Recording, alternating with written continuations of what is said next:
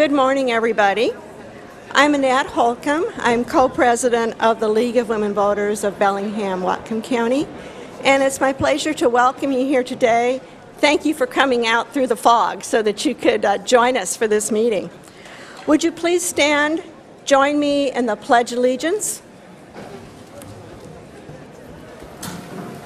I pledge allegiance to the flag of the United States of America and to the republic for which it stands, one nation, under God, indivisible, with liberty and justice for all.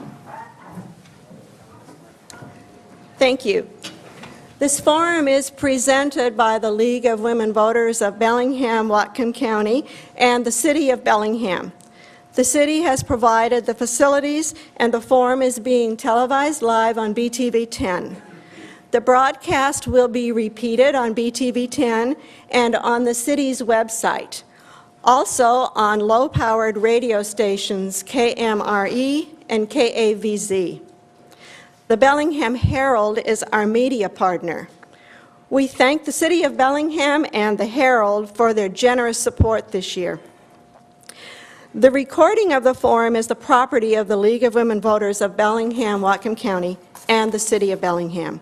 It may not be used in any manner without specific written permission from both parties. Now, please be sure to turn your cell phones off now.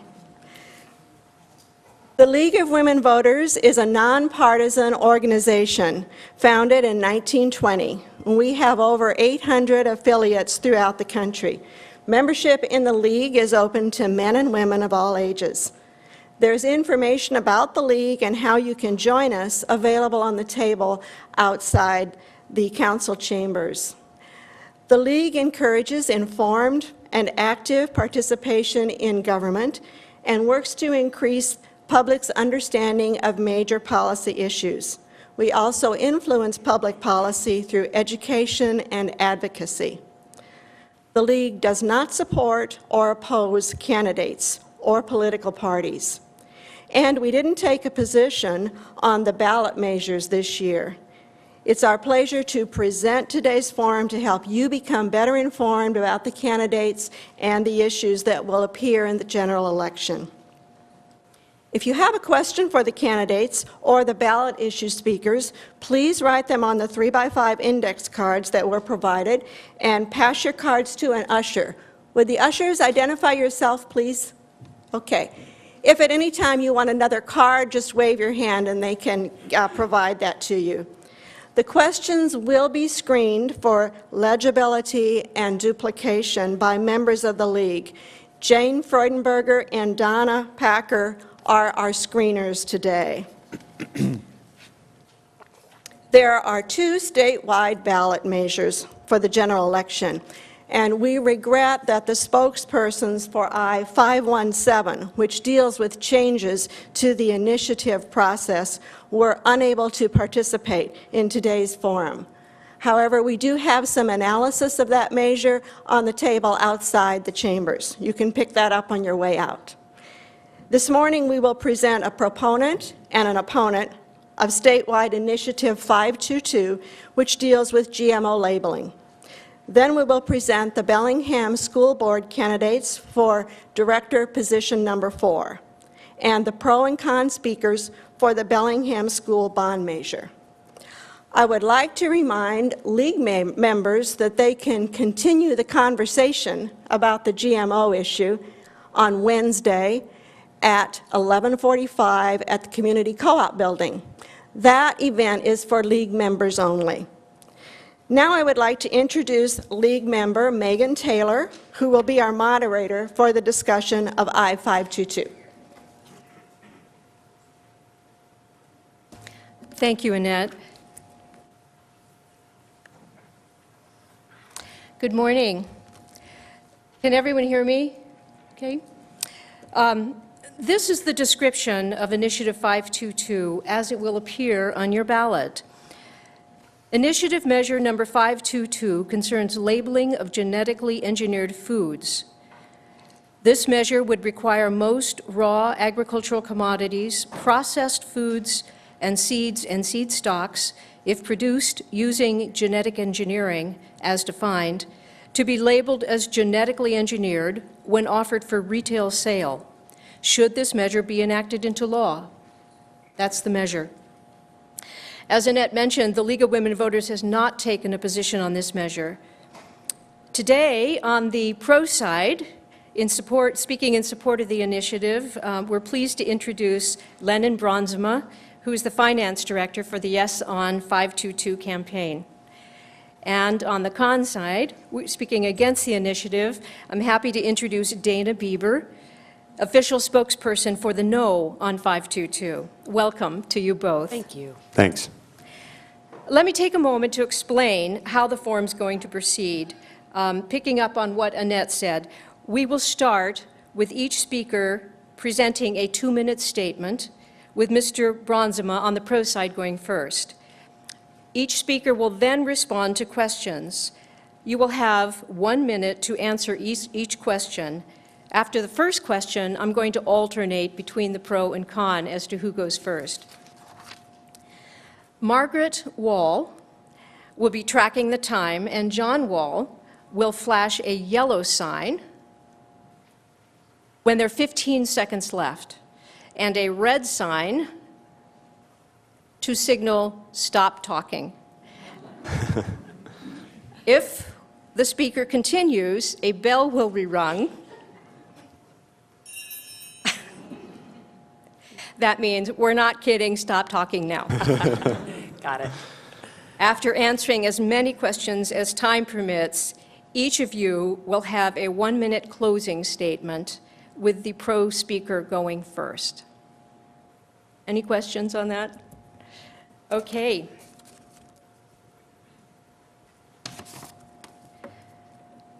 Our first question is, what is your view about the health and safety information this labeling would provide the consumer? Did we want to have opening comments first? I beg your pardon. Let's go with the statements. So, Lennon, would you please read your statement? Yes. Or make your statement? Thank you. Thanks for having me today. As was mentioned, my name is Lennon Bronzema. I'm the finance director on the Yes on 522 side. I grew up in Whatcom County, over in Sumas, and it's really nice to be home. One of my first jobs was picking berries at Raider Farms, and it's pretty fun to be working on a food issue in that light. Initiative 522 is an honest, well-written law that gives us all more information when we go to the grocery store. It's been endorsed by Washington State nurses, the Washington State firefighters, over 350,000 citizens who signed the initial petition, and a numerous number of organizations, farms, and businesses, many of which are here in the county itself. Barlean's Oils in Ferndale, Tony's Coffee over in Fairhaven, Nature's Path up in Blaine, Alm Hill Gardens in Everson. The list goes on, but you can find all of those on our website to see if business that you support supports us. And then, even more importantly, a nonpartisan organization, the Consumers Union, the publisher of Consumers Report, who we turn to often to see if we're going to buy a vehicle or a fridge. They've studied this initiative as well and have come out in support and to say, yes, vote on this, because it gives us, like I've said, more information at the grocery store for all of us when we are trying to decide what we are feeding and purchasing for our families. Thank you. Thank you for the opportunity to be here. You know, the proponents have written a terribly flawed initiative that gives consumers useless information. And in fact, when newspapers from around the state, there's been 12 newspapers that have editorialized on this after hearing from the yes side and the no side, and every single newspaper is urging a no vote. The proponents say that this is a first step and that some information is better than none. But you have to ask yourself, if that information is inaccurate, inconsistent, and incomplete, isn't it misleading, and isn't it a step backwards? You know, 522 would actually require thousands of foods that contain things such as corn oil or canola oil or sugar to be labeled saying there's GE in it. despite the fact that there is no GE content in those products. Then likewise, products like cheese that actually do contain GE in them get a special exemption, and they wouldn't be labeled. Meat, milk, and eggs that come from animals that were fed GE grains and injected with GE medications also get a special exemption. In fact, 70% of the food sold in the state of Washington is exempt under Initiative 522. The proponents can't explain these exemptions. They just give convoluted reasoning, which we'll probably hear through the rest of this debate. You know, also 522 is going to increase the cost of food by at least $450 for families. That cost comes from the fact that food producers will have to remake their food using higher-priced non-GE ingredients. It's not about the relabeling, it's about remaking. That's where the real cost comes in.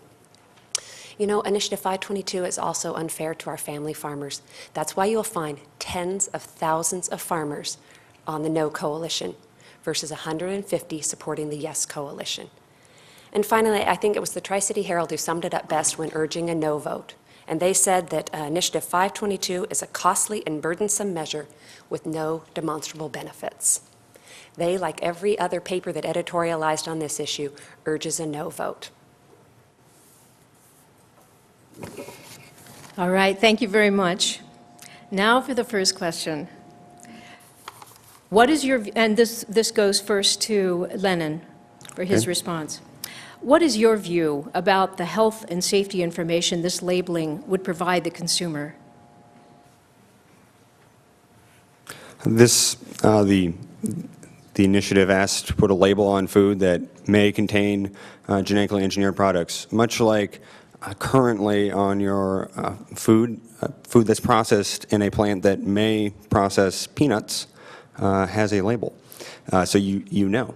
And so that's the intent of the law, is to give you just a little more information in the grocery aisle. The law makes no judgment on the health or safety of GMOs. That's a completely separate debate and something that maybe Washingtonians want to have in the future. But Initiative 522 simply gives us just a bit more information in the grocery aisle to help us decide what we're eating. Thanks. You know, the proponents are trying to scare us.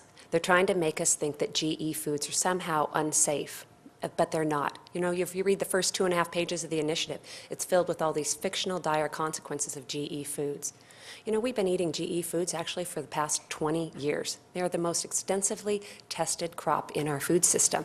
In fact, there have been over 600 studies done by the most scientific organizations in the world: the National Academy of Sciences, the World Health Organization, the National Academy for the Advancement of Science, American Medical Association has studied this. They all say the same thing. GE foods are not only safe, but they're actually identical to non-GE foods.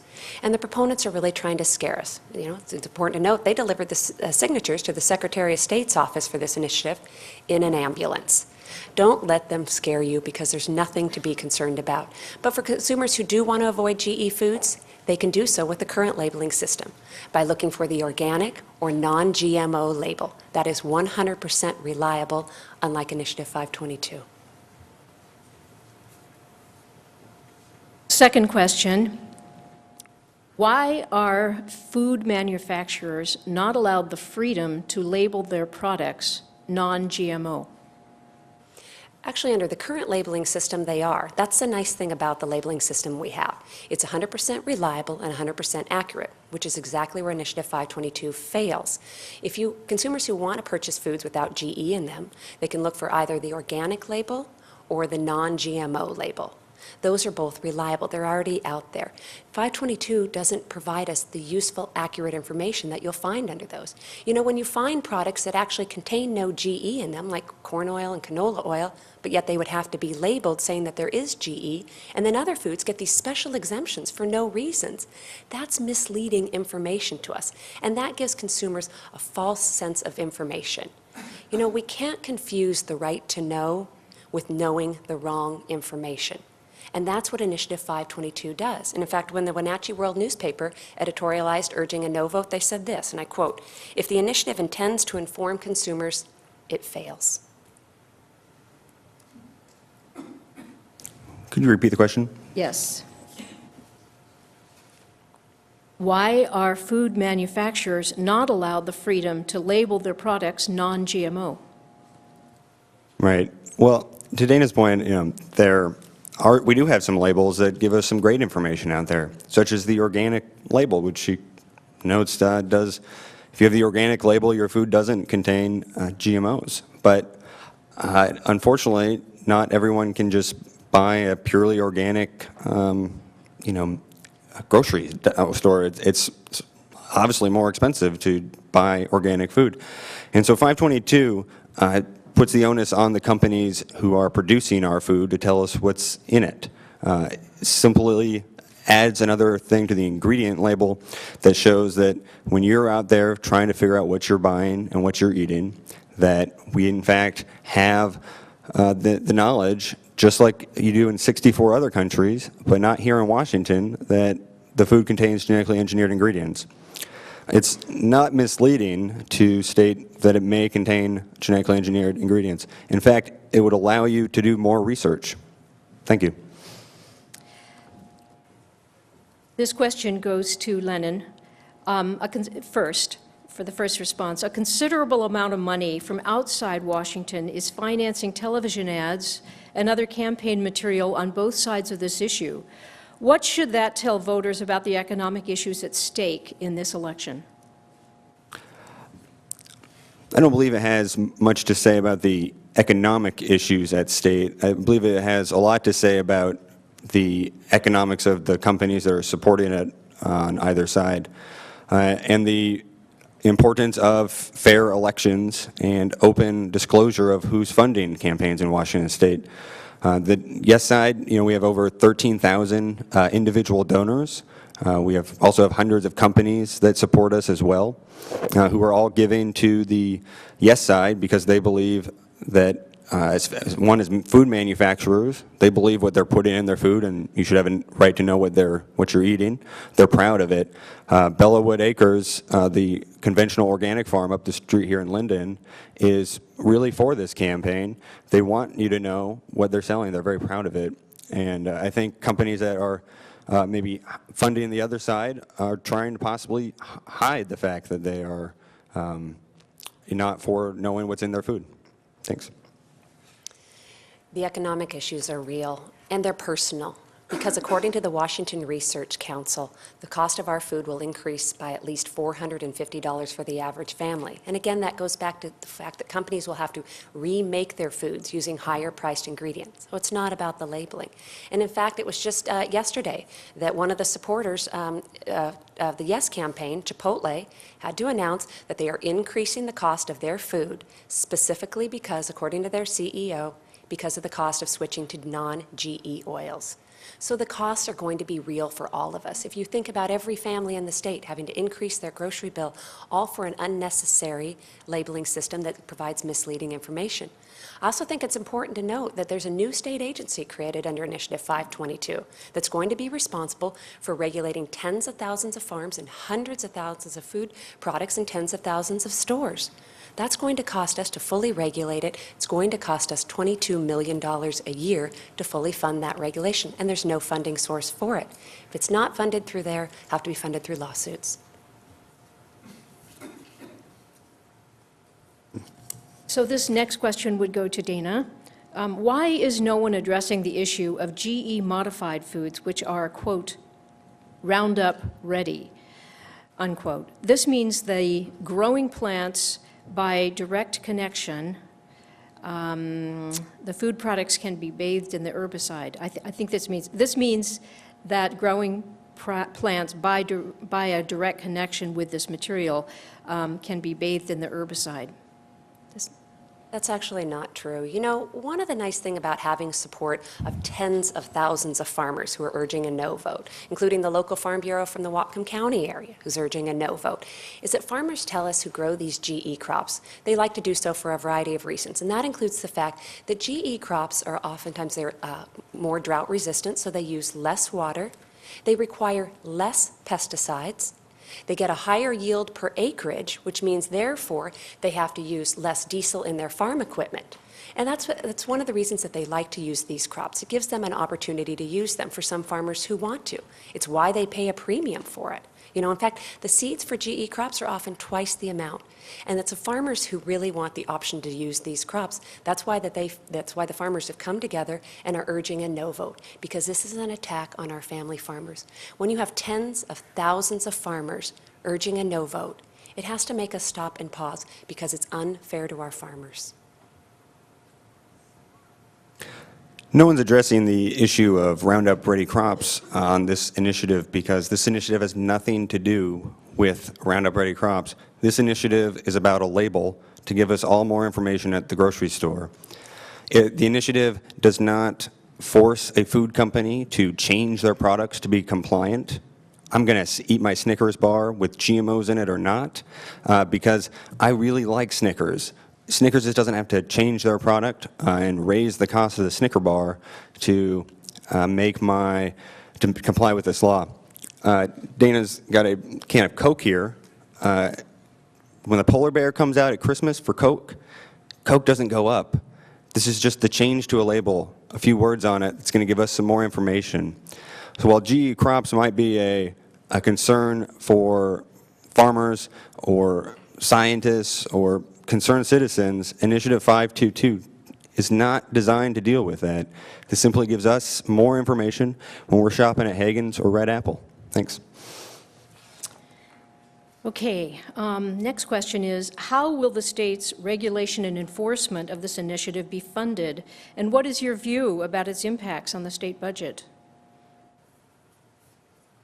The state legislature, when this initiative was brought to the people, commissioned a study. That study came out 3 weeks ago, I believe, showed there would be a slight increase to the Department of Health's budget, as it would need, I believe, two individuals to help people comply with this law, not a new organization. Those two individuals are responsible for following up on leads that are made to the department if a product is suspected to contain genetically engineered ingredients and it is not labeled. They would then follow up and make sure the companies come in compliance. The importance of the law is that it would become a law, and companies would be asked to follow the letter of the law like we do in our democracy. We follow laws that are passed by the people. 2 state employees are going to regulate tens of thousands of farms and hundreds of thousands of food products and sold in tens of thousands of stores across the state. I'd have to say those are going to be the 2 hardest working state employees we have ever had. Let's look at the organic market. It represents about 9% of food sold in the state of Washington. That costs the state $2.5 million a year to regulate 9% of the food market. So that the 91% of the food market is going to be regulated by 2 employees? Of course, that doesn't make sense. The Washington Research Council looked at this extensively. To fully regulate Initiative 522, it would require about 200 state employees, and that would cost about $22 million a year. There's no funding mechanism for it, so it would have to come from existing state resources. Those are limited, scarce tax dollars. But if it's not fully funded under this new bureaucracy, it would have to be funded through the bounty hunter lawsuit provision, which allows any person to bring a lawsuit against anybody if they think there is a violation of Initiative 522. Right, this next one goes to the question of marketing. What do you believe would be the effect of this initiative on the export trade of American food products if this initiative is adopted? 522 actually doesn't have any impact whatsoever on the export market. Doesn't help it, doesn't hurt it. If you think about it, our farmers already are exporting their crops to countries throughout the world. Some countries actually require labeling information about GE crops, and some don't. The farmers comply with that. Has nothing to do with the export market, which really makes sense, because farmers are sophisticated hands when it comes to the export market. They live it and breathe it. It's how they make their living. And yet, every major farming organization, statewide and local farming organization, urges a no vote. because Initiative 522 doesn't help farmers. In fact, it puts them at a competitive disadvantage because only Washington state farmers would have to comply with these extreme regulations. No other farmer in the entire United States would have to comply with these regulations or this litigation climate that the farmers in Washington state would have to comply with. That's why farmers are urging a no vote. Yeah, 522 helps set the precedent that Washington State is going to be ready for the future. Right now, as Dana mentioned, we export a lot of our crops overseas to countries that require labeling. Our farmers know how to do this. It's not an onerous burden for them to step up and do it here in Washington. But really, it's the future of our exports that could be troubled if we don't pass this. Genetically engineered salmon is in the pipeline, and if genetically engineered salmon is not labeled, it would just fall under the farm-raised label that we currently have. When I go to the store, I can buy wild-caught salmon, or I can buy farm-raised salmon.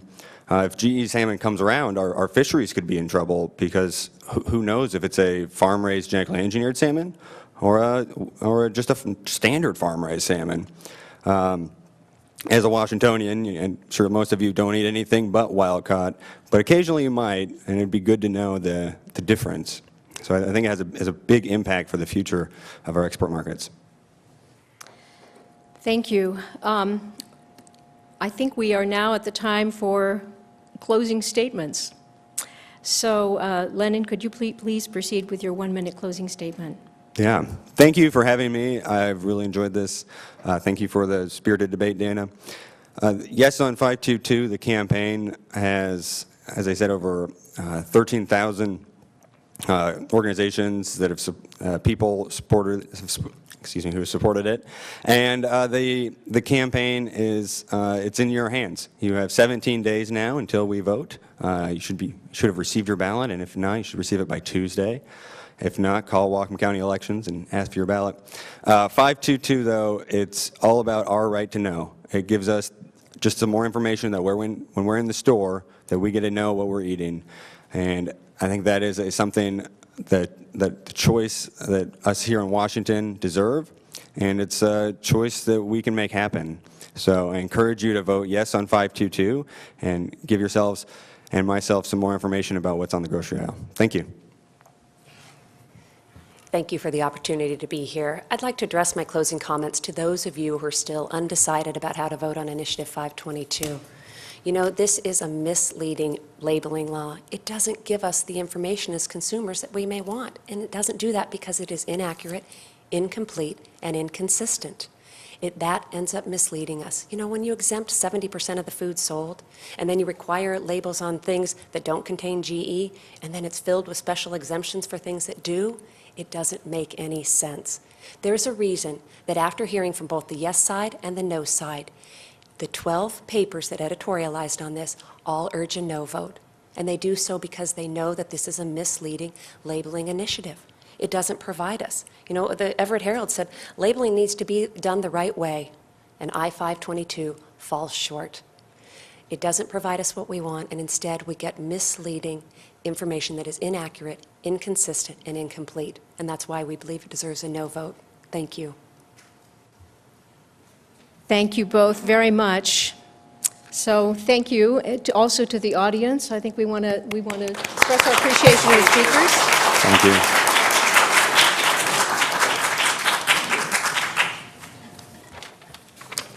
I'd now like to introduce Judith Wiseman, who will moderate the Bellingham School District Board Forum.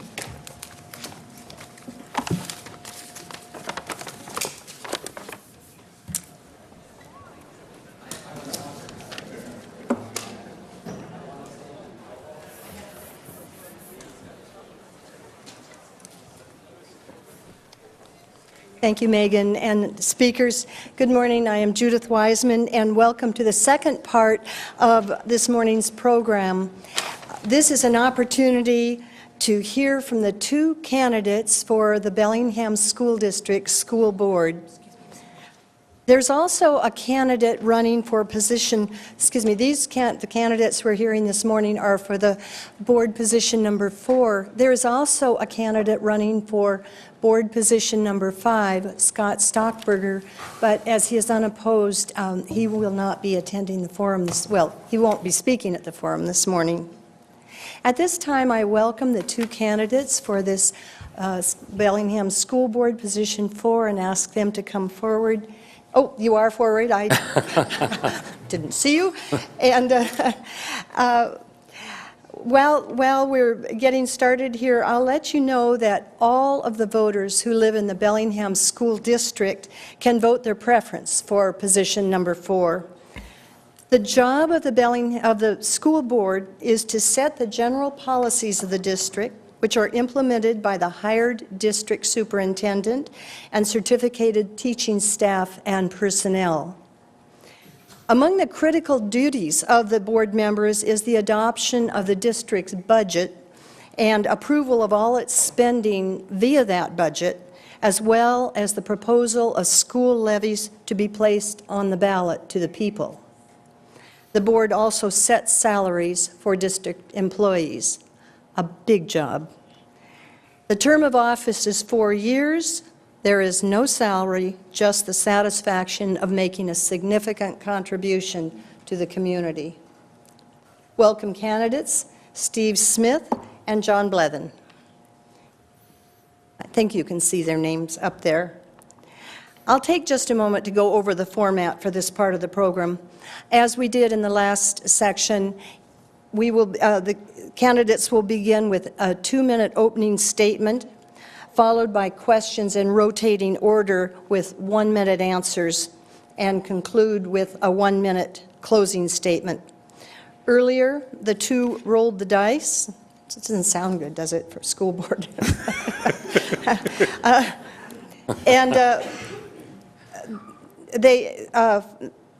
They rolled the dice to determine the order of responding to the opening and closing statements. The winner of the roll chose to go either first or second.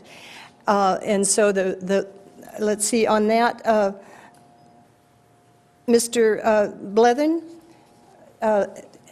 has the first choice on that, and it will be the same order for the closing statement. So whoever's first, John is going to be first on the opening statement and the closing statement, and then Steve the other way. Following these statements, speakers will respond to questions from the League and from your questions. They'll have 1 minute to answer these questions, and here I will alternate who answers first. A reminder, our timers, Margaret Wall and John Wall, will be using the same procedure they used before. The yellow card will go up at 30 seconds. The red card means time's up. A bell means stop talking, and you don't want to know after that. So.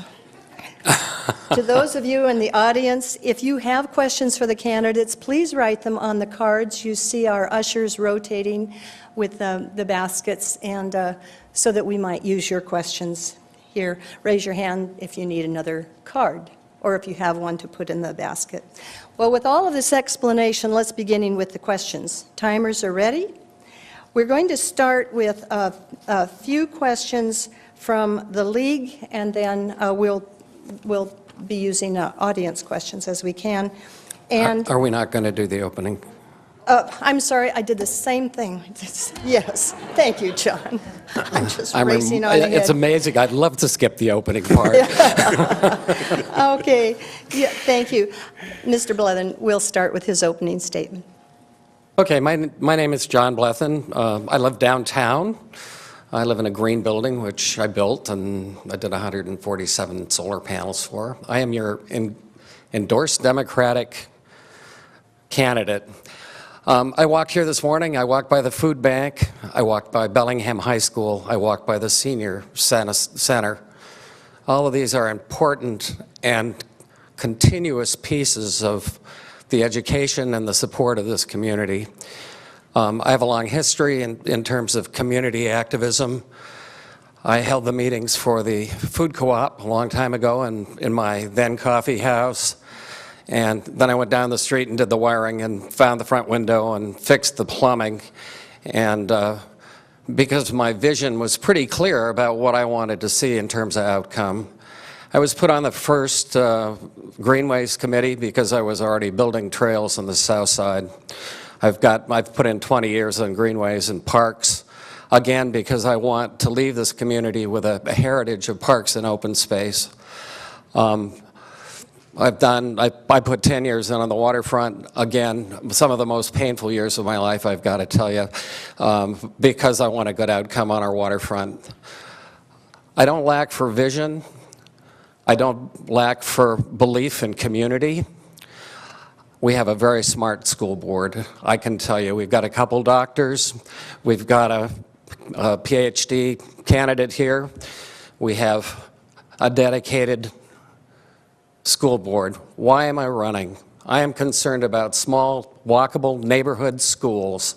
The best kind of education that you can get is interaction between families and teachers and the community and their school.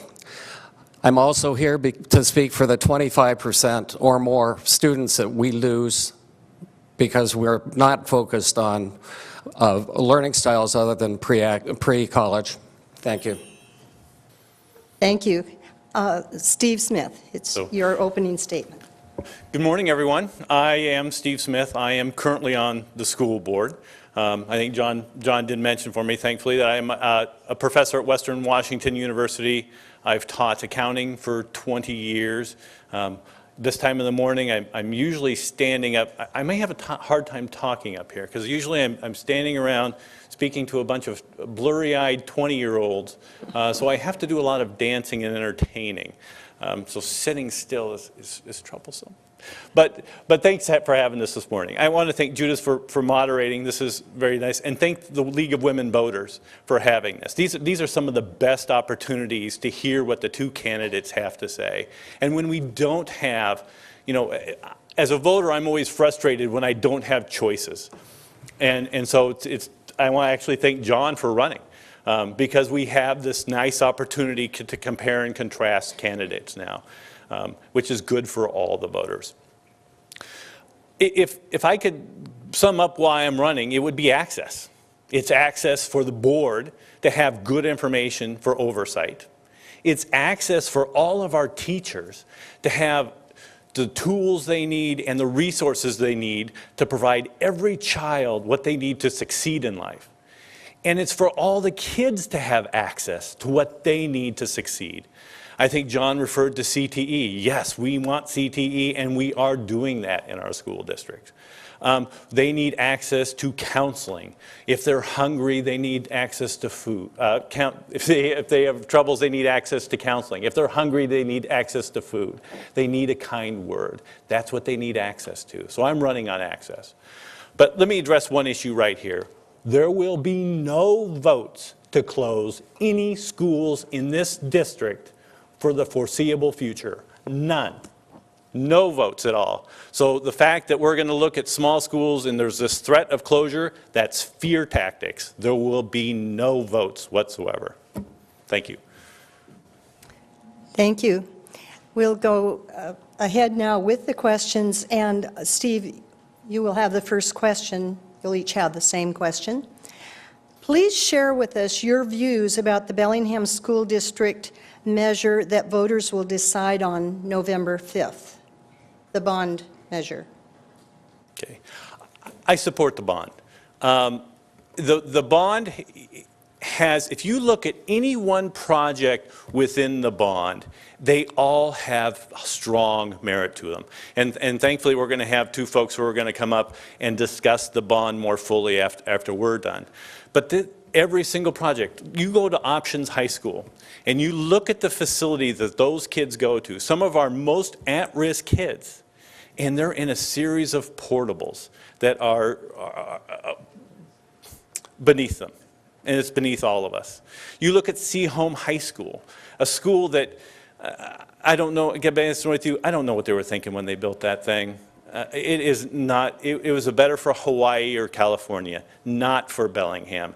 And that school is in bad shape and sorely needs repair. And again, if you go down the list of every item on that bond, they all have strong merit. Thanks. Thank you. Mr. Blevin? Well, you know, it's hard not to be in favor of repairing schools, no question about it. We have a $59 million bond out. We have a levy out. We can say, oh, it's only another $140 a year on an average home. That's a day of somebody's life, so you really have to take this seriously. I believe that we need to maintain our facilities. However, the real work happens in the classroom with good teachers. So we have to be careful about our facilities and how we approach our facilities. It's not about new facilities, it's about maintenance for sure. I really have problems with spending $7.5 million on AstroTurf. It seems like I'd love to see that bound to an arts and sports kind of bond issue. I don't want to quibble about the details about this bond issue. That's not why I'm here. All right. Thank you. The next question, and this will be answered by John Blevin first. We're alternating. What would guide your thinking in deciding issues or determining strategies that might be controversial, pleasing some in the community but upsetting others? Well, I think you always have to start with the community if you've got a controversial issue. And that means really engaging the city of Bellingham, which the school board doesn't do much of, and the people that are going to be affected, and listening really carefully to what they have to say. None of us have the answer for the future. We're all doing the best we can. And so I think the first thing you have is you make sure that the process is transparent, that there are no side deals going on that aren't clear to the community, and you engage the community. Thank you. And Steve Smith. And I agree with John. You need to engage the community. And so if you start to look at what we've done over the past several years, we are engaging the community. The Facilities Task Force started in September. They had September, October, November. They had 4 community forums that allowed people to come in. One of the issues talked about was AstroTurf. And you know who supported AstroTurf? The band folks and the PE teachers. That's who was supporting the AstroTurf. And if John had attended any of those community forums, he would have heard that. So we do engage. We've started to have linkages with groups throughout the community. We actually had a linkage with the Bellingham City Council to discuss issues that are common to both the school district and the city council. So the stuff he's advocating for, we've started in the past couple years as I've been on the school board. Thanks. Thank you. The next question. Why do we have 20% of high school students not graduating from Bellingham schools? What are you doing, or what would you propose to do to support these students? We had a meeting the other night, last Tuesday, and I actually made sure that John got all the materials before the meeting and made sure he attended, because this was one of the issues that we talked about. And no matter who wins, this is an issue that somebody has to deal with. We are all looking at that 20% and thinking, what do we need to do? But it's a myriad of issues. I wish I could tell you it's one thing why that 20% is, and I could cure it, but it's not. And I can tell you probably the #1 biggest thing that leads to that 20% is poverty. Kids who don't have a lot of support at home, parents who maybe didn't go to school and are not encouraging their children to go to school. So it's poverty, and we are working with different community groups to help solve this problem. We're working with the Opportunity Council. We're starting to talk about with Whatcom County Health Department. So we're starting to outreach and start to break down those silos and work across the community to help lower that number. Thank you. John Blevin? Right, I guess one of the reasons why I mentioned the food bank was because of the poverty issue. There's a lot of components that go into this, and we're spending a huge, I got to tell you that a lot of schools is now big business. We spend a huge amount of money on slicing and dicing tests and new curriculum. And these things, new curriculum, you always get a little hit. Makes a tiny effect in the short run, but really it's not going to affect student outcome. We're losing more than 20% of the kids. And we're not offering alternatives for these kids in schools. We talked about options. Rebuilding options isn't enough. It needs to be refocused. We need a vocational, pre-vocational program. We need to find aspirations for some of these kids. Yes, a number of these kids are living on the street. Yes, a number of these kids are dealing drugs. Yes, a number of these kids come from meth homes, homes where parents don't know how to do parenting. We need to provide that support at the elementary level and pre-elementary level. Thank you. Steve Smith? No. On the, it will be first, excuse me, John, you'll be first on this next question. Sorry. Which or what are the big topics you would like to focus on if you were elected? Well, I've got some minor topics. One is more transparency with how school board meetings are done, less code, put it on BCTV. If the facility that we're meeting in at the school isn't adequate, this is a great facility. Hey, rent it from the city. It sits here empty. I'm sure that once a month this could happen. Not an expensive thing. The facilities are there. Better emailing. Board members do not have an openly accessible email system. Better note-taking. That's an easy one. Then there's the 20% of the kids that we're losing, 25%, 27%.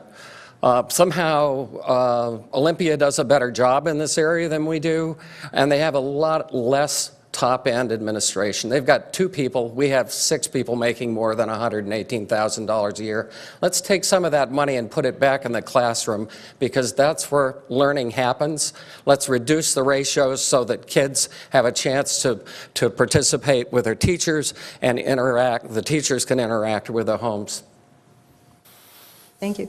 Steve Smith, same question. So the big topics really, again, I will come back to access, making sure all kids have access to what they need to succeed. And John has hit some of those, and I absolutely agree with him. We need more, we're talking about technical education. Actually, if you go to some of our high schools, I spent a day at Squalicum last year. They have, we don't label it as CTE, but it is. They have a laser milling machine out there that they're milling stuff. I went to a CAD class, and this girl was designing this house. And she had all the electrical wiring, and I started to ask her about it, and I asked her about her electrical wiring on her house, on her CAD design. And she said, well, I want the wire to go this way because I have too much load, and if I put these 2 bedrooms on it, the load will explode it in the morning. I mean, we have the type of technical education, and that's going on in the schools. That's the beauty of, but it's not labeled that. But we're doing that today. So it's again, it's access to great opportunities for all our kids. Steve Smith, then you're first for this next question. Should we fund more vocational education in Bellingham schools? Why or how might that be done, or would you advocate?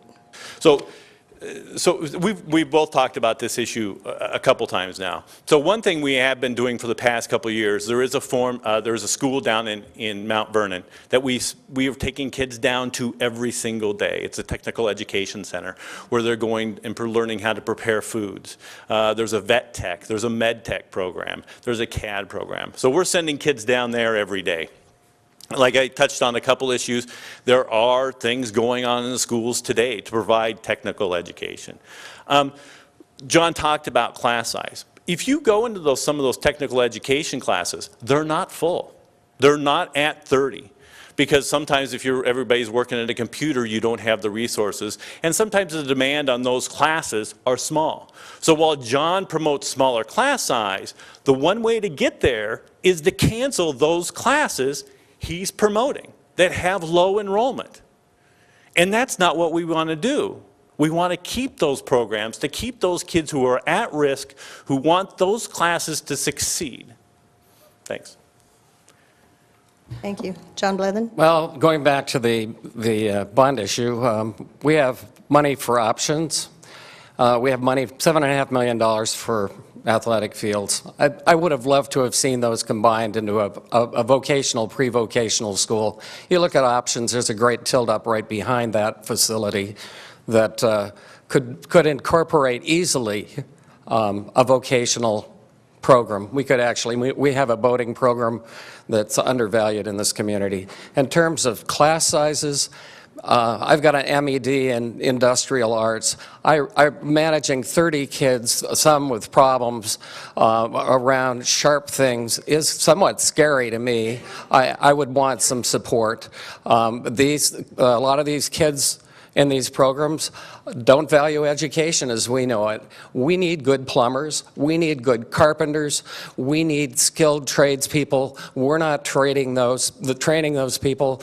I question our desire to continue to educate kids like my granddaughter that are going to do great in college.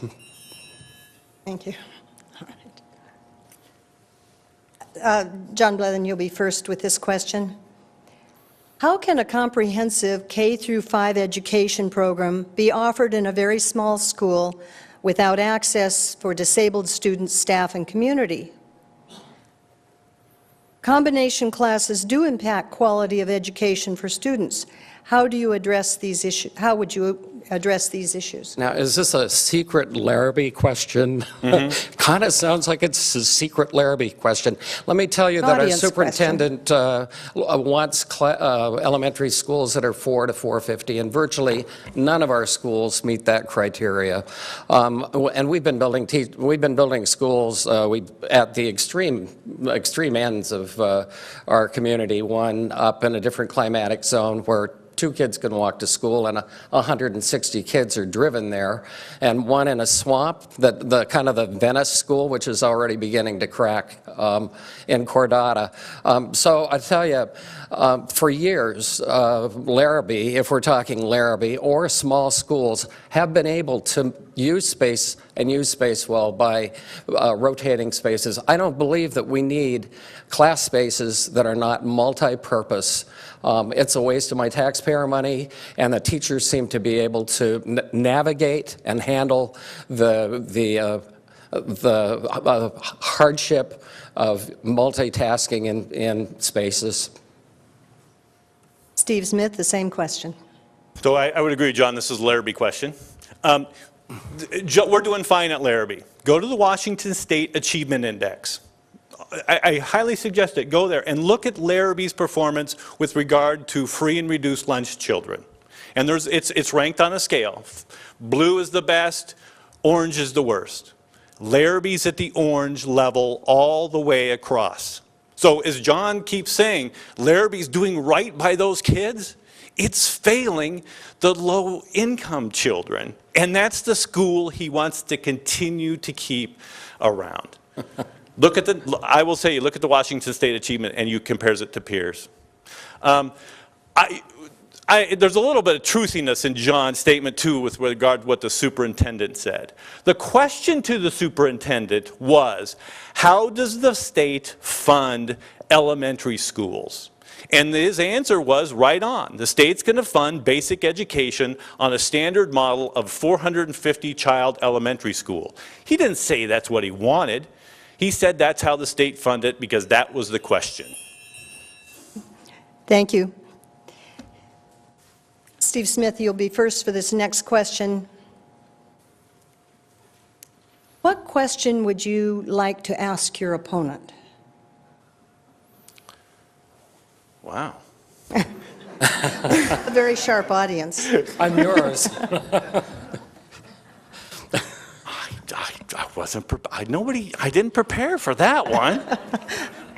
That's the beauty of it. And again, I guess I would come back to the last thing is, last question, and because I don't think John totally answered it. If we do look at Larrabee, and the school is failing those kids, and if you disagree with that, that's fine. Let's assume that we have a small school that is failing kids.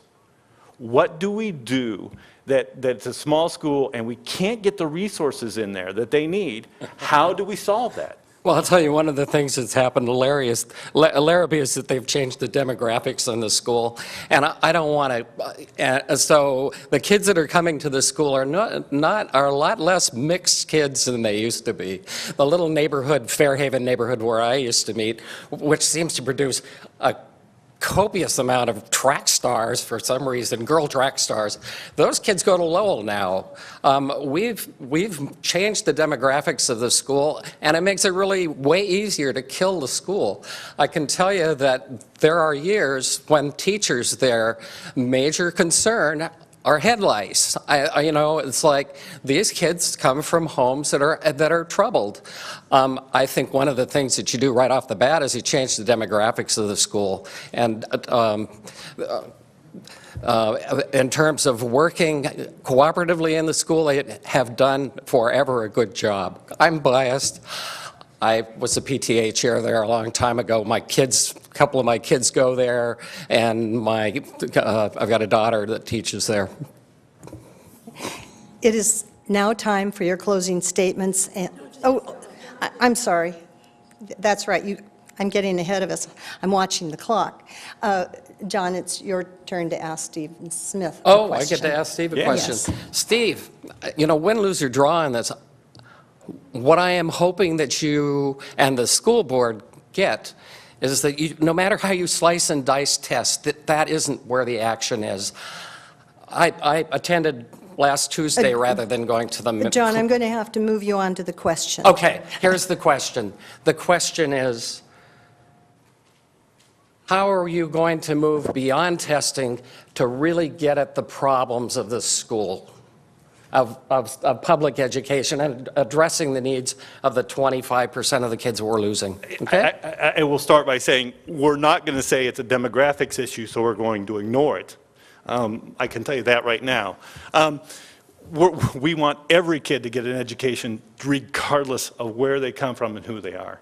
And again, I did invite John last Tuesday to one of our board sessions, one of the linkages. And that big discussion was around how do we help kids succeed? And it wasn't about test scores. It was about reaching out to families. Do we start to think about working with other groups to providing parents with resources to be good parents so when those kids come to school, they're doing a better job? There's a recent study that just came out, probably last week. Consistent bedtimes are really important for kids in their behavior. Do we start to communicate that to our parents? So really, it's our whole session, and we spent 2 hours there talking about how to outreach to children and family to help them succeed with their social and emotional intelligence, because we know that leads to long-term success more than just test scores. Thanks. Thank you. We've come to the part of our program where we're going to wrap this up with a 1-minute closing statement, and John Blethen, you will be first.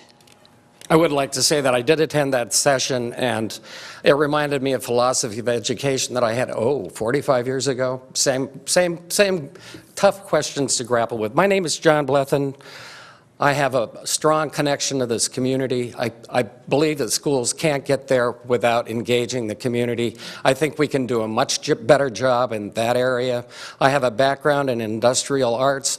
I have a background as a business person. I understand business. I also understand building community. We don't have that voice on our school board. We have a bunch of very bright guys. We have people that understand tests. What we need are people that understand the community. We have not engaged with the city council. We have not engaged well with the neighborhoods. We need to reach out as a school district. The economics of today are not the economics of 10 years ago. We need to look at ways that we can successfully use our resources without continuing to impoverish our taxpayers. Thank you. Steve Smith. So I have one goal, it's kids. I mean, John, I think, heard it at our meeting Tuesday night again and again. All our discussions were around children. How do we help children succeed? And that's our number one goal. I mean, it's interesting. You hear the computer folks. What's your job? My job is helping kids succeed. We have the assistant superintendent of operations, and who manages the buildings, heating, plumbing. His number one goal, you ask him what his number one goal is, it's not building, it's kids. Having every kid succeed. And that's our number one goal, right? We do reach out to the community. We had a linkage with the city council. We had planned a linkage with the community groups last year, but the community groups, we couldn't get them together. So we are reaching out. We do want more transparency, and we're going to continue in that process. But I'm going to tell you, my number one goal is to advocate for kids. I don't care who they are, what color of their skin, where they come from. That's who I'm advocating for every day. Thank you. We're actually running a little bit over time, but I want to thank both of you for participating in our forum. You've given us a great deal of information, and we appreciate it, and we appreciate the audience's kind attention. Thanks, Judith. Thank you.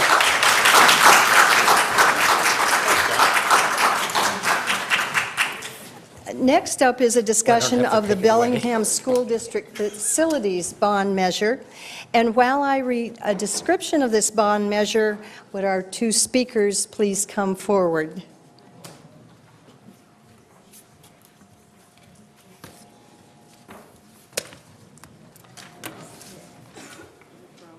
I am. Make sure you're at the right seat.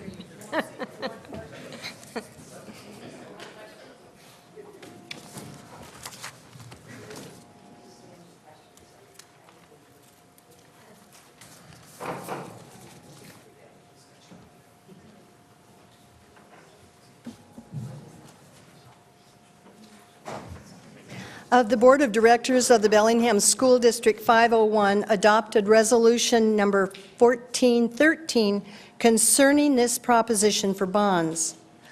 This proposition would authorize renovations, student safety, and other upgrades to designated schools and facilities throughout the district to extend their useful life and to construct replacement buildings for Seaholm High School, Options Innovations High School, and Happy Valley Elementary School, to issue $160 million of general obligation bonds maturing within a maximum of 20 years, and to levy excess property taxes annually to repay the bonds, as provided in Resolution 14-13.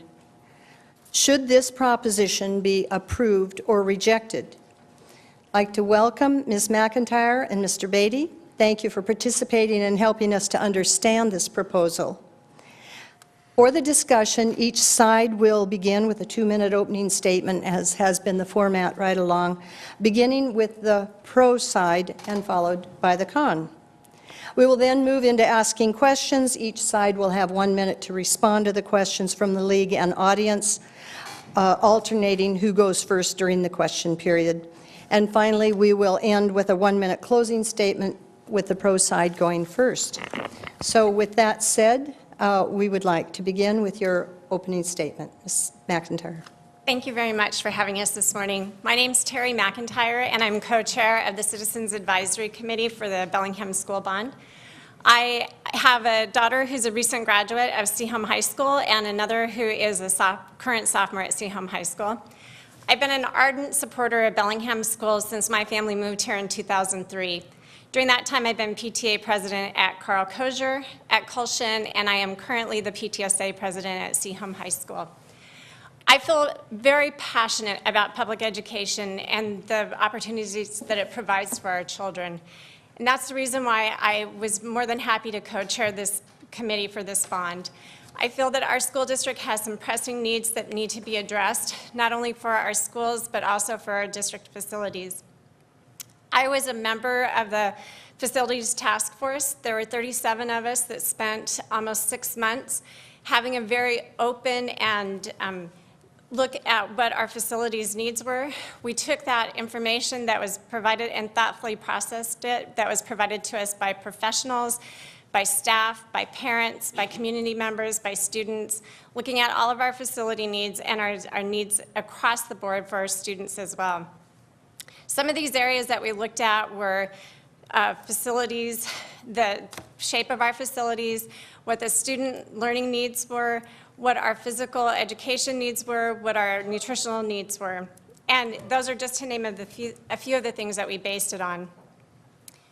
Once we collected this information, we presented this to the Bellingham community for feedback on an online survey, allowing 2 weeks of feedback from the community, along with many meetings that were held. From this, we presented a $160 million bond, of which it would be a 49-cent increase per $1,000, so $98 for a $200,000 home, settling in 2019 at 26 cents. I feel passionate about our students and feel very strongly about supporting this bond. Thank you. Hugh Beatty, same opening statement. Hello. I'm against the bond. I voted for every bond that's ever come along in the last 40 years. This bond I'm against. I'd like to tell you why. But first, I want to give the people a little idea about what we're dealing with. We're dealing with the Bellingham School District, which is about 10,000 students, about 1,000 employees. The district is larger than the city of Bellingham. It includes Sudden Valley, it includes out towards Marietta, it includes down Chuckanut Drive, past the city limits. And it's about 22 elementary schools, I believe, and 4 high schools. We have about $80 million at the moment on their website. It says of bonded indebtedness. And the school bond is for $160 million. Most of it, about 60% of it, is spent in one neighborhood, Happy Valley. That's the neighborhood that I live in. We didn't ask for it. They just decided to do it there. And we have some a whole new school board. If you go back to 2009, the city council passed a resolution, and the school board agreed with it, to save our small schools and upgrade our small schools. And now the school board's totally turned over. There's only Dr. Gass left on the school board. There's 5 people that make up the school board. And all they have to do is they are in charge of hiring the superintendent. And they've hired a new superintendent, and he's come up with this plan and this facilities task force, which started in early September. You can go on their line and read their minutes, and pretty much by the end of November, they had decided what he wanted them to do. Thank you. We'll move into the questions now, and Ms. McIntyre, you'll be first, and you each have a minute for these. How do you think the proposed facilities projects contribute to the educational goals of the Bellingham school system?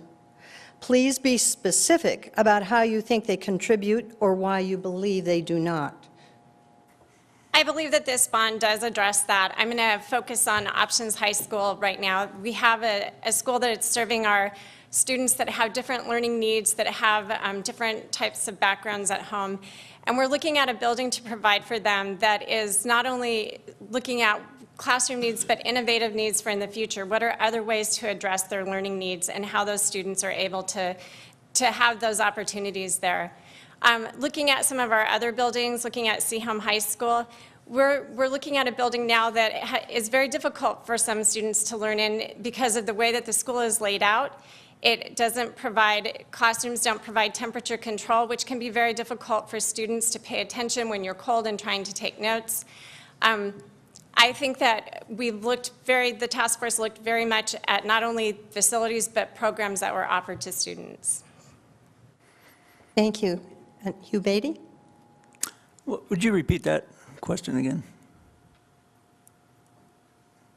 Could you repeat the question? Yes, I will. I just set it down, so Oh, I'm sorry. forgive me. Oh. I have a I didn't whole think you array heard of me. questions All up right, here. Yeah. How do you think the proposed facilities projects contribute to the educational goals of the Bellingham school system? Please be specific about how you think they contribute or why you believe they do not. Well, we had Seaholm High School opened in 1966, and I talked with my old friend Gordy Tweet, who's the pharmacist, sort of our local historian in the area. He was there at the opening, and he said the school superintendent came up from Olympia and said, this great school is here to last for 75 years. So that'd be 2041 by the time it would exceed its recommended lifetime. Other than Glenn Beck going there, it's been a pretty good school, I thought. My son went there. A lot of great people went there, and it could be improved upon. It could be insulated better. It could be fixed, and it could be kept for a lot longer than a mere 50 years. All right. For this next question then, Ms. McIntyre, or excuse me, Hugh Beatty, you are first on this one. Are the projects on the bond prioritized in case cost estimates are too low and/or hidden conditions are found as construction proceeds? And if the bond fails to pass, what should be the district's next steps? They don't seem to be prioritized. If you look at your voter's guide that came in the mail, go to page 76, and you can read about the bond issue. It's at the back of the voter's guide. And in there, for example, they talk about renovating the existing district office. That's what they say about it in there. But when you go to their PR about it, they want to earthquake-proof it. Well, that's great, but that does not renovate. That's earthquake-proof. They should have said that in here. But basically, the school board can, once they get the bond issue passed, they can adjust and rearrange and do whatever they want with it, basically, you know, as long as it's facilities and not other expenses. Now, I'm losing it here. Well, we might have to Anyway. draw this to a Yes, close. we'll draw that to a close. All right. Ms. McIntyre. I'm sorry to ask, can you repeat it one more Yes, I time? 'Cause will. It was was a long one. a long one, and it's almost two parts. Yeah. Are the projects on the bond prioritized in case cost estimates are too low and/or hidden conditions are found as construction proceeds? And if the bond fails to pass, what should be the district's next steps? First of all, on the bond, what the voters approve is legally binding. We can't go back in and say, oh, we changed our mind, we want to do this instead of that. We're legally bound to those.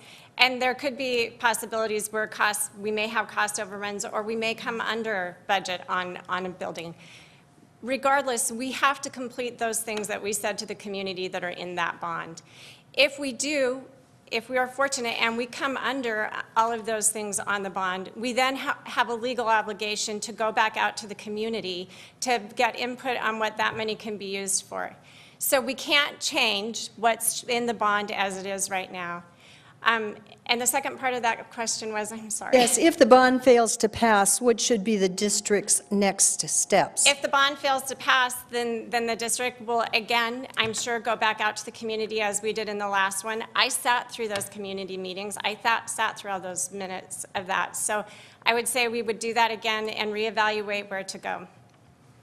All right. And you will be the first to answer this next question.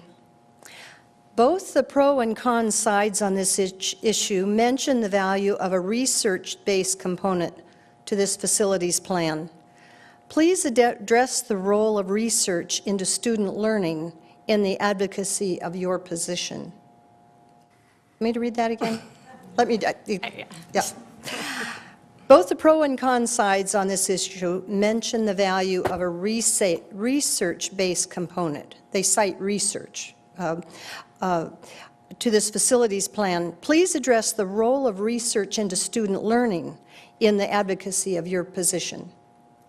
So the role that we looked at on the facilities task force was looking at learning environments for students, what things have worked in the past, what things are working now, what do we project as being something that will support our students in the future. We know that education is changing in some ways. I know when I was in school, you sat in rows, you had rows of 5 across the room. We now have learning groups that work together. We have groups that break out and work together. So we were we looked at what has happened in the past, what's happening now, and what could happen in the future. So I believe that research-based was used not only looking at our facilities, but looking at the learning needs of our students and looking at what types of things will help keep our students engaged and thoughtful in our community. Would you like me to repeat the question? No. Okay. I'd like to see some research done, and the students could work on this for sure. They could do an energy audit of each school.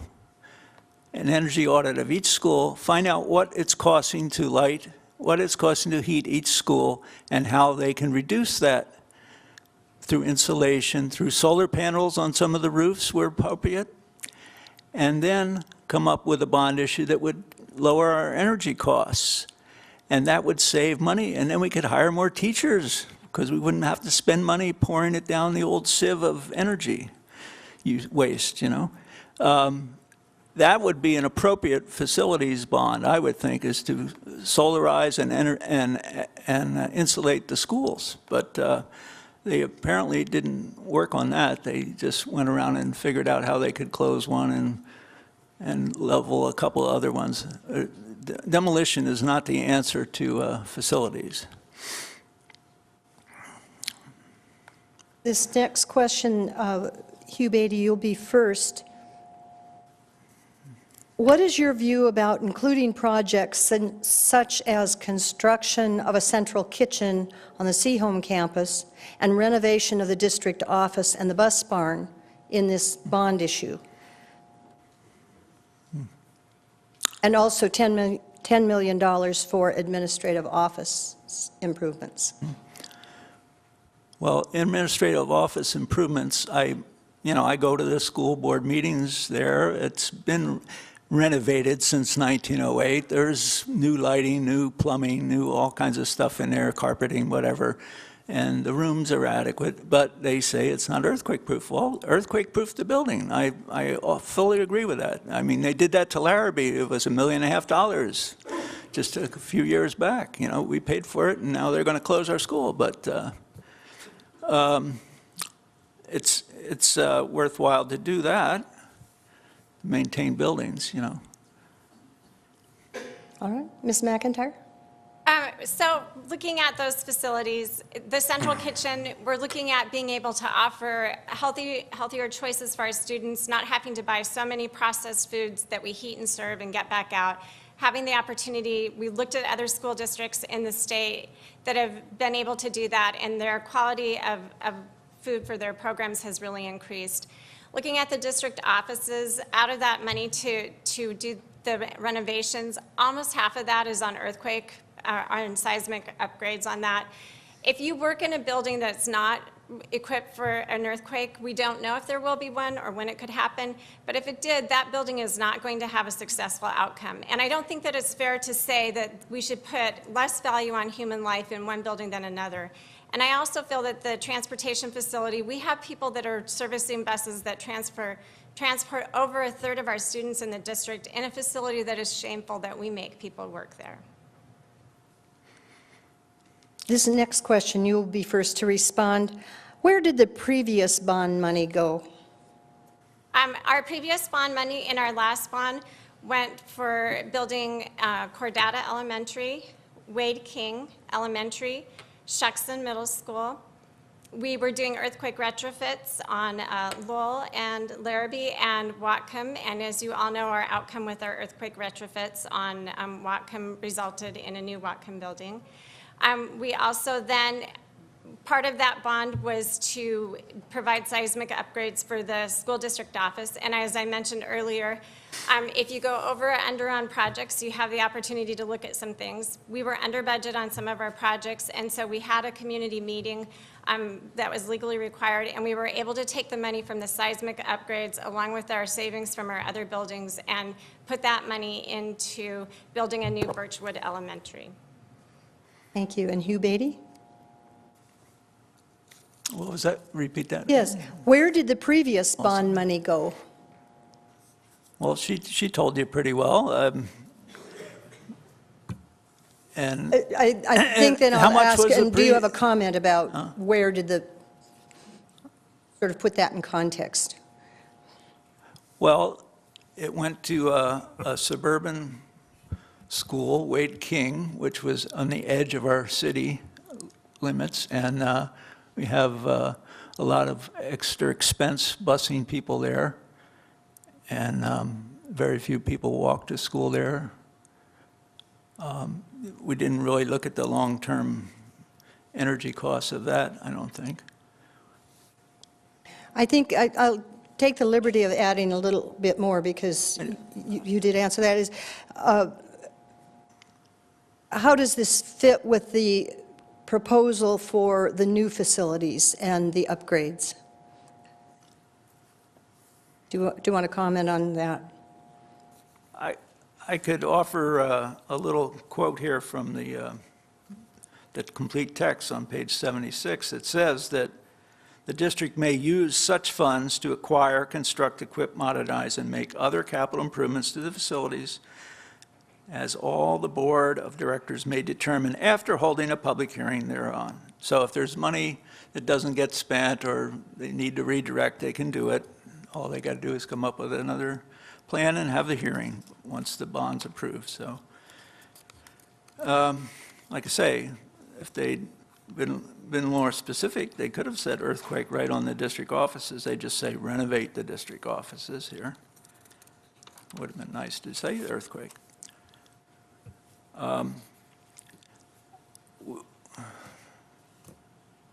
right. I have no, I would offer, if you want some further information, the Whatcom Watch has two very good articles, one by Aaron Jones and one by Barbara Perry about the bond issue, this issue of the Whatcom Watch. Try reading that. And a little bit of about the excessive administrative salaries is in there. All right.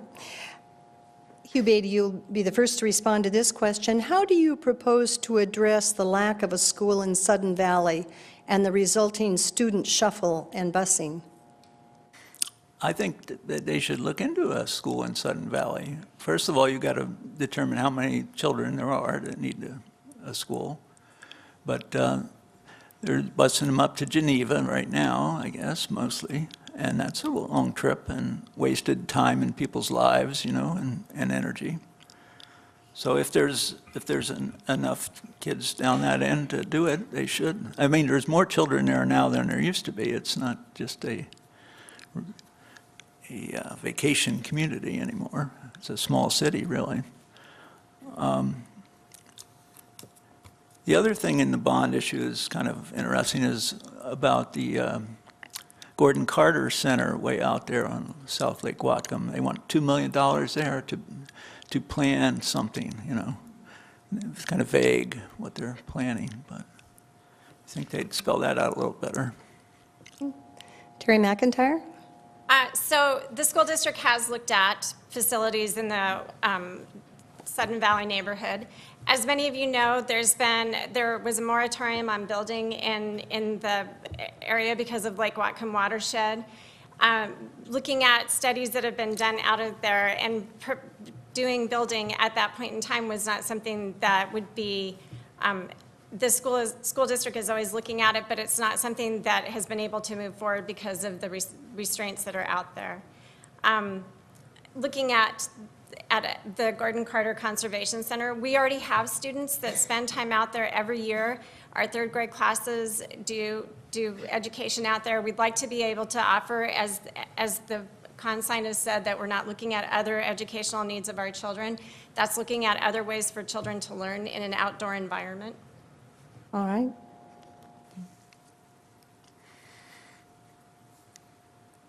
For this one, you'll be first to respond. How can the school district collaborate better with the city of Bellingham if the bond passes? So we've shown with the Birchwood project, we met with the neighborhood there. We talked with city planners on that. So moving forward, looking for community input. Birchwood community was able to voice their concern about keeping their building looking the same, with that integrity of what it had before. We met those needs. I believe we did that with Whatcom Middle School too, looking at people wanting to reserve that facade of that. So working with the city planners and working with the communities that surround those schools and the communities that attend those schools to get their feedback and be able to provide that back out. Thank you. You, Beatty? I went to the hearing on Larrabee School. There's about 35 people that spoke. No one wanted to close it, but the next day they voted to close it. So they don't listen to the community. They do what they want. If you go back to the Bellingham City Council in May of 2009, they passed a resolution regarding the importance of neighborhood elementary schools, and they talked about keeping all these little schools open and fixing them up. But the school board has turned over totally almost since then, and they've changed their philosophy since they hired Mr. Baker. It is time now for closing statements, and Terry McIntyre will invite you to go first. Okay. As a parent in the district, I would have to say those families that are at all of our schools feel that they're community schools. I think that parents at Wade King would say it is a community that attends their school. I think that the parents at Cordata would say that. The parents at Northern Heights would say that. I think that when we look at community schools, having the narrow focus of my community school is just those that are in the city proper of downtown Bellingham or Fairhaven or that, is not a great way to look at our schools. Let's look at our schools as community schools across the district. And I think that it's important for us to have classrooms that our children can be in that aren't so cold it's hard to take notes. I think it's important for our district staff to work in conditions that are safe and don't have safety hazards or health hazards. I feel that we need to be looking at our district as a whole and supporting all of our children. I am happy to support this bond, and I'm happy for my tax dollars to go to every single one of those 11,000 students in our district and the 1,000 staff that serve them so well. And Hugh Beatty? I want to let people know that I'm not some Tea Party wacko here, I'm a liberal. I've lived in Bellingham for 40 years. I moved to Bellingham because we had two good schools nearby, Larrabee and Happy Valley. My son went to Happy Valley. My son went to Seaholm, Fairhaven Middle School. I did my student teaching at Happy Valley back in the mid-'80s. I've spent some time in the schools. We did a community garden for the Fairhaven Middle School back in '76. And that was the earliest thing that I've done with the school district. So I know the school district a little bit, and I live in the neighborhood, and I'm the precinct committee officer for that area. And we're not happy with what's going on with the school board. Thank you. That concludes this part of our program. I want to thank you both. I appreciate how much time and effort it takes to prepare to meet the public on this. It's been a tremendous asset to all of us to hear your views and the answers to these questions. And again, I appreciate the audience. And we have many very good questions. I wish we had had time to get to all of them, but we appreciate your interest in this. I want to make a reminder that our final election forum, that is for the League of Women Voters, is next Thursday October 24th at City Council chambers, and it is for the Port Commission, and, excuse me, it's for City Council candidates and the Port candidates. So, am I, what? Please correct the location. It's at the municipal, I'm sorry, yes, I did, I was looking at city, and I said it is not here, it is at the municipal court. Thank you very much, and audience, thank you.